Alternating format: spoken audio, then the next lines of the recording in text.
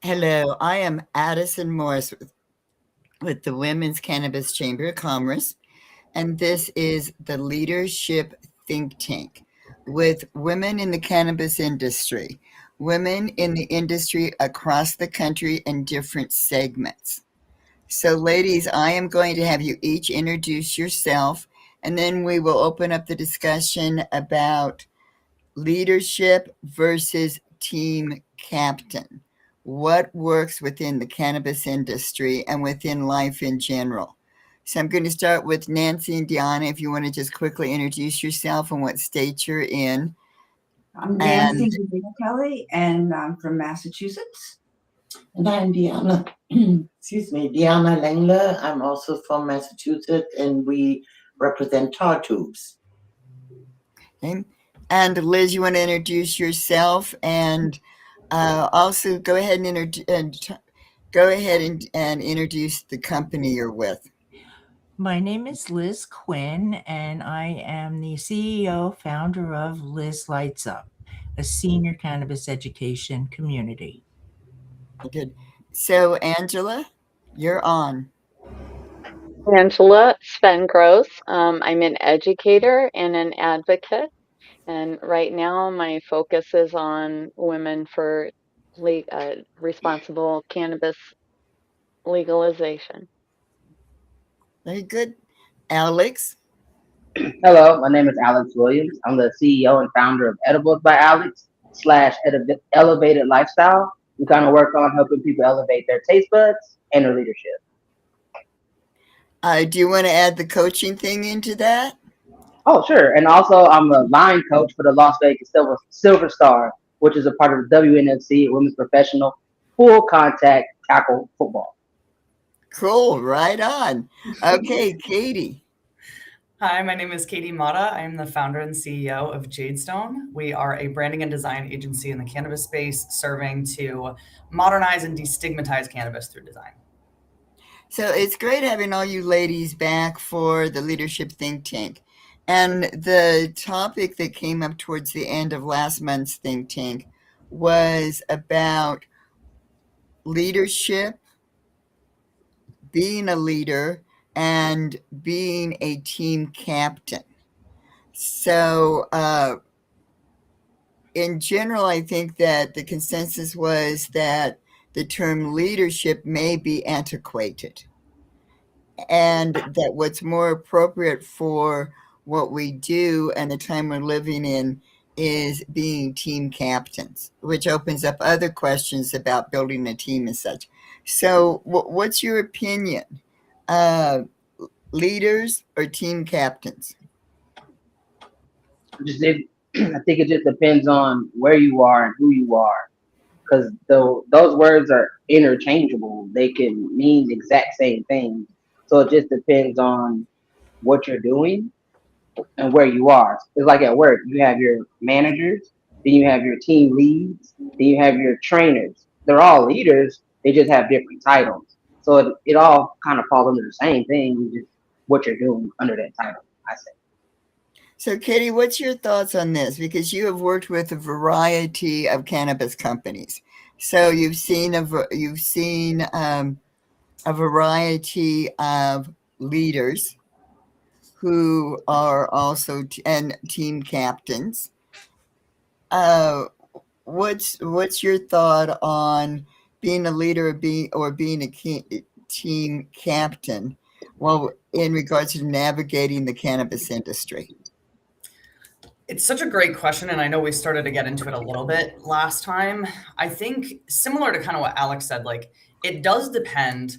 I think what it mostly depends on, though, is the personality of whoever's running this particular organization or whatever they're trying to do.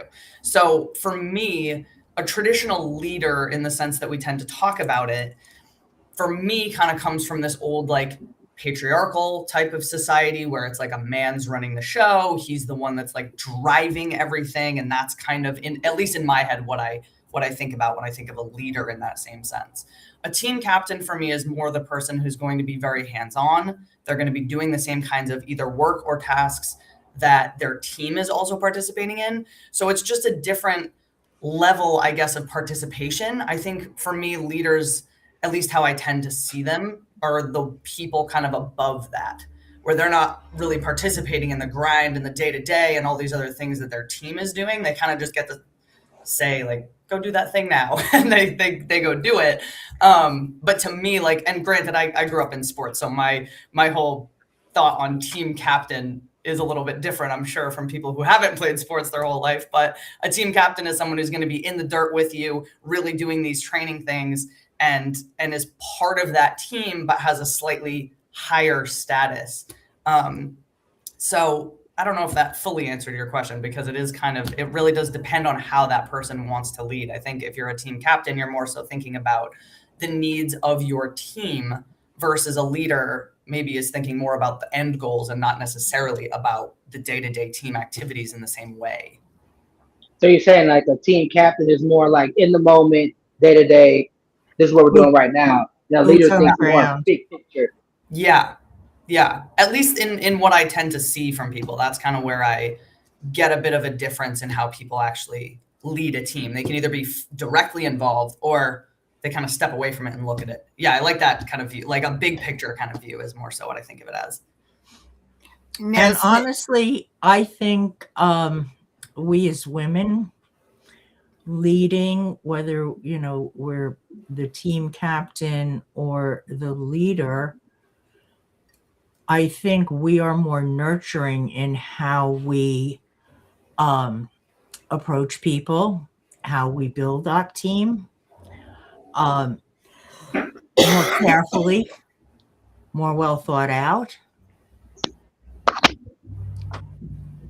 I thought about the team huddle when I think of leadership and team captain.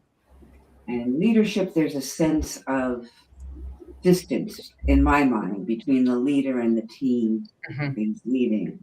But a team captain and coach, you huddle up, you make a plan, you strategize together and carry it out together. So we love to see that when we go into a dispensary and we're showing our new product, and the manager or someone calls everybody over and check out this product, and this is how it works. Yeah. That's a huddle. That's a team captain. Mm-hmm. Well, I think we need a new word. And I'm thinking team tender. You have bud tenders. oh, Somebody who tends to the team. Why There you not? there you go. I think that sounds different. You know, it includes a nurturing piece. I think I like leadership that. is included. You know, to me, team captain is always, I always think of sports, and maybe that's antiquated, but I do. When I hear team captain, I think of sports. Yeah, I do too.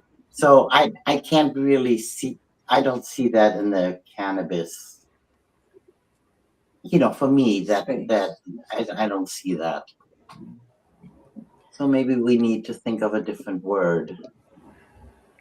So what you're observing in the cannabis world are that division between someone who is the leader or the CEO, and then the person who actually runs the business, which would be the team captain, because they're the ones that are on the ground, and their job title is probably manager. So they're the ones that are bringing the people together. So as small businesses, small businesses, should the women involved in the businesses, should we, our role as leaders, should that be that role of being the team captain or the team tender? Because that's a position where you honestly know what's going on in your business, and you have more control over it because you're interacting and bonding and coming up with a working system, and you're more aware of the personalities. So that would be, so as a small company, that would be the person who who often be sitting in the office or going out for coffee and meeting with the reps and doing that type of thing, or the one that's out there actually interacting and doing the work, the team captain or the team tender. Is that the approach that we should take as small business owners? Or do we hire a really good team captain and have them put together a really good team? Because we talk about building teams or staff. Yeah, but I like the word team better than I do like the word staff, because staffs is to me that's you. There's not that interaction, so I like team. But is that the direction? Is that what leadership looks like within this industry, or is that what leadership looks like to you? They not not sitting up here, but being the one that is the team captain that's down there in the dirt. What's your opinions? Well, I always address, my message boards or any emails I send out is always, "Hey team," or "Hi team." I don't know why, it's just what I've always done, and it works for me. Yeah, same here as my position at work or in my company. When I'm sending out messages, it always starts with "Good morning" or "Hello, team." It's Yep. like it's weird to say "What up, staff?" "Good morning, staff." "How y'all doing today, staff?" or "Today, staff." That just seems weird. We're a team. We're all collectively working together to meet one common goal. So it's just Exactly. let's say you just go, "What's up, team? How's it going?" and blah blah blah blah blah. I've always done it. I mean, even before I was in the cannabis industry, even with my kids, and "Come on team, let's go." I Yep. have 4 of them, so, I had like a half a team. It was for us, and we always say, "Let's go, team," or "Squad up," depending on what we're doing. Mhm. So, what's your perspective on this, Angela? Well, especially in business, because you have to be very effective as a communicator. And a title is an identity signal. It shapes the expectations, the confidence in that person, and it also validates who feels allowed to lead. So I see Alex and Katie's perspective. When I was younger, I was involved in a lot of team sports, a lot of individual sports. I've been a coach, I've been an instructor. My brother is a college volleyball coach. Um, so, but I've also been in the corporate environment a lot. And when you get into large organizations, that hierarchy really matters. So I think it's important to use a team leader when you need a real clear accountability for delivery and decisions. And if you, as a team captain, is more when you want a peer culture, a real time coordination, and the leadership is shared. The team captain is not the leader, the coach is. So the team captain shares a responsibility, and it really comes down to who who has the authority versus influence, who can make decisions versus who can make recommendations. Mm. And so when you get into an organizational, you will be less effective of a leader if you put yourself onto a peer level in the hierarchy with your team. You do need to be higher. You have to be the coach, not just the team captain. When I think about a retail operation, the CEO is the leader, but you've got a supervisor or a floor, that's your team captain. You know, they're not making organizational decisions, but they're running the culture on the floor. And so I think there is a very big difference. And I think it matters tremendously, the terminology that you use, because it sets expectations. So, yeah. I'm going to circle back to the conversation we had prior to recording. Well, I was looking for the little button there. When Deanna pointed out that, you know, we're talking about leadership as a positive thing, but leadership is not always positive. Leadership and leaders can be negative.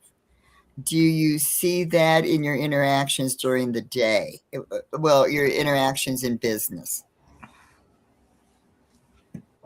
Sure. I mean, I think we have seen it, you know, lack of training with bartenders, for instance. You know, there's, you know, if I can, if I go into the dispensary and I say, you know, these and these are my symptoms or whatever, what do you recommend? You know, obviously they're not doctors, but if they know the strains and what they do and what they're good for, they should be able to make some recommendations. And I find, and Nancy and I have talked about this many times, that there is a real lack of training. It's not for the bartenders. It's not just a matter of going in and saying, I want Jerry Garcia lemon roll or whatever. It's, you know, you have to be able to advise people. That gets into a whole other area. I don't know if we want to go down this rabbit hole, but I got into a conversation with someone that led to another conversation, and they're cashiers at the front line. They're being paid as cashiers. Why is it incumbent upon them to take on all this knowledge when they're being paid to be cashiers? Yeah.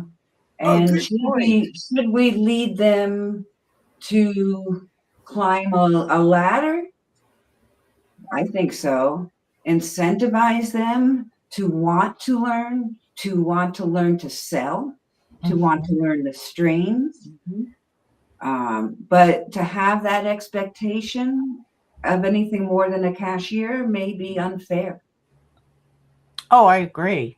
And you know, the brands, the vendors come in, they bring educational material, they bring samples, they want the employees, the staff, the team to try their products so they can actually, you know, say, well, this does, you know, this did this for me. And, you know, I think it's incumbent upon the manufacturers, the dispensary owners, the brands to provide training to the dispensaries. Okay, I so follow Can up I, with can I, it and just before we say, get, before we get deep into it, because I keep hearing y'all talk about training in the dispensary. What was the original question?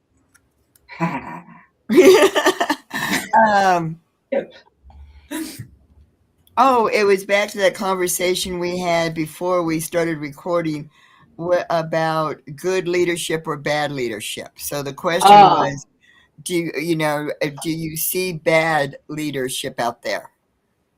I mean, it just depends on the person. How I feel a leader should lead me might not be the same way that you want a leader to lead you, and how it's going might be bad to me, but it might be good to you. So I just think that's on individual perception. As far as like with the dispensary setup, though, I do agree that there should be more training when you hire people for individual positions, but then it also goes on you as a person as well. When you go to the alcohol industry, you become a bartender. You don't just walk in one day and say, "Oh, I want to be a bartender."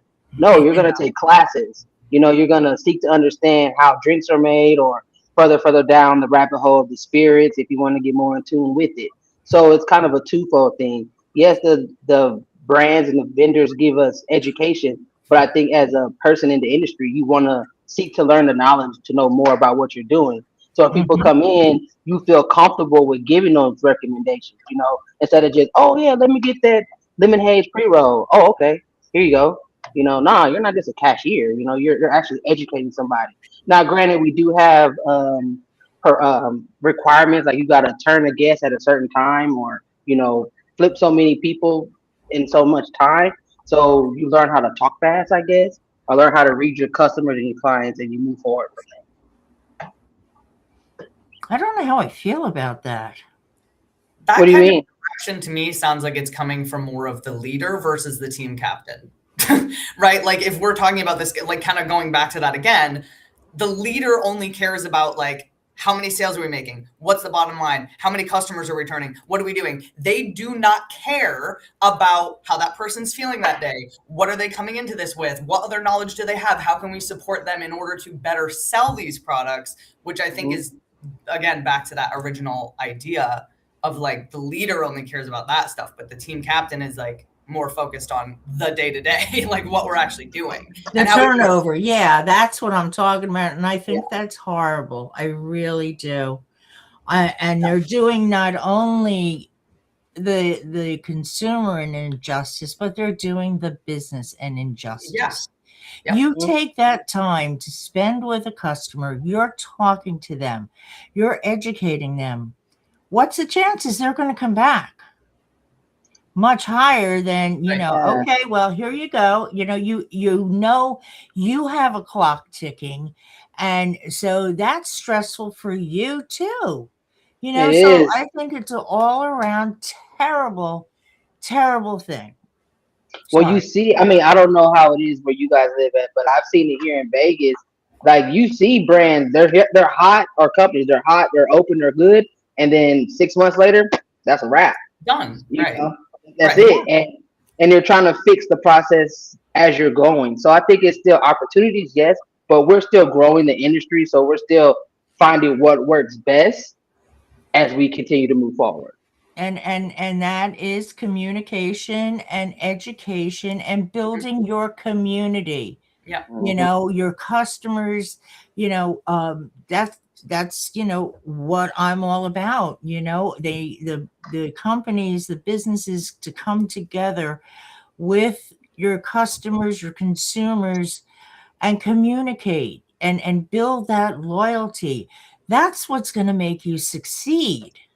They're doing all of that right now, all at once, and it's Yeah, and wild. you can't. Can't or you hire your leaders, your managers up here, the CEOs and all that, like their big picture, this is how we want our company to run.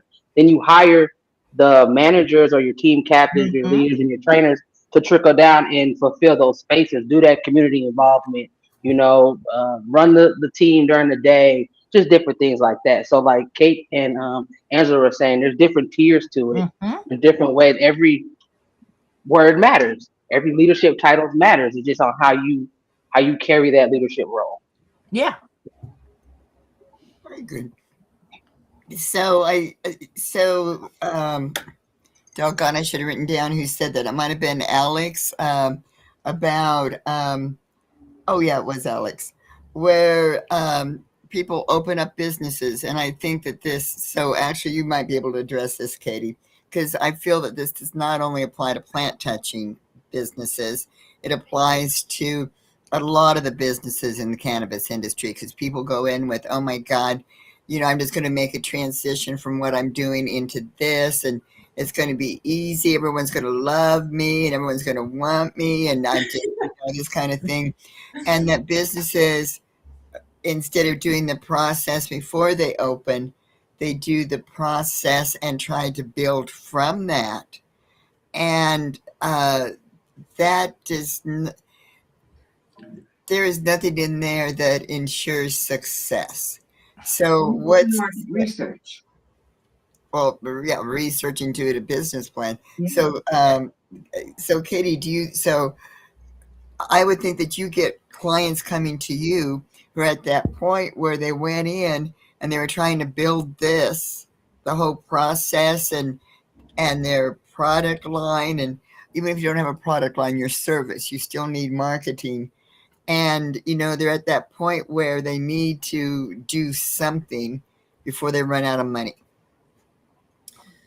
A lot of the time, that issue has nothing to do with where they're at currently, but more so what they didn't do when they started. Mm. And it's very difficult to untrain somebody Oh, in yeah. what they've already done. Right. So, like, for me, I come in, these clients are like, a rebrand's going to change everything. Our sales are down. So this is what we're going to do. And then I start saying, all right, well, how are you treating your employees and your team? What are you doing internally? What are these processes like? How are you actually selling these things? And they're like, well, yeah, you know, we kind of just like, you know, do whatever, blah, blah, blah. That's where then either there's a lack of leadership or there's a leader who quite literally does not know what's going on day to day and can't possibly make decisions for the team because they really have no insight into what they're doing. If you're looking at a spreadsheet all day and you don't really know, that's not really going to further the business in the way that maybe a traditional corporate job would. It's just kind of a different thing. And I think, especially in the cannabis industry specifically, back to what Liz was saying, it's all about the community that you're building around this plant and its passion for what you're doing. If there's no passion here, then, you know, that's part of the leadership issue, I guess, as well. Especially, I know there's a big debate about the MSO corporate cannabis versus, you know, traditional cannabis and what that looks like. And I think there is a world for both, but I do think that, like, that's where that starts to come into play a little bit with this traditional corporate leadership in the cannabis space and how people perceive that